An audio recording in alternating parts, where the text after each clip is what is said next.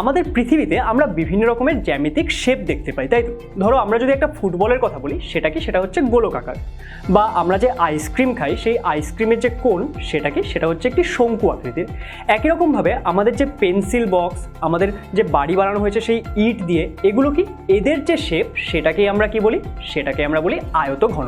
চলো আমি আমাদের যে ক্লাস 10-এর বইটি সেটা একবার নিয়ে আসি এবং তার মাধ্যমে তোমাদের বিষয়টি বোঝাই। এবার এই যে আয়তঘন সেটাকে তোমরা ভালো করে লক্ষ্য করো। এই আয়তঘনর কটা তল থাকে? এই আয়তঘনর যদি আমরা কাউন্ট করি, দেখো এই সামনে একটি তল যেটা তোমরা দেখতে পাচ্ছ, এবং এর ঠিক পেছনেই আরেকটি তল আছে, তাহলে এখানে দুটো তল হলো। এবার এখানে তোমরা একটি তল দেখতে পাচ্ছ এবং এর ঠিক অপোজিটে আরেকটি তল, তাহলে টোটাল 4টা হয়ে গেল। এবং এখানে একটি তল আছে এবং এইদিকে আরেকটি তল আছে, তাই তো? তাহলে একটি যে আয়তঘন তার কটা তল থাকবে? তার টোটাল তল থাকবে 6টি।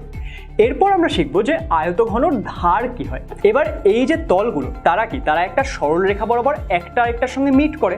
আমরা যদি যে কোনো দুটো তল বলি, সাপোজ ধরো যে আমাদের যে এই সামনের তলটি আছে, যেখানে আমাদের গণিত প্রকাশ 10ম শ্রেণী লেখা আছে, এই তলটি এবং এই যে এই তলটি, এরা কি হচ্ছে? আমাদের এই সরল রেখা বরাবর মিট করেছে। তাহলে এই যে সরল রেখা সেটাকে আমরা কি বলবো? সেটাকে আমরা বলবো একটি ধার। এই আয়তঘনর মোট কটি ধার আছে?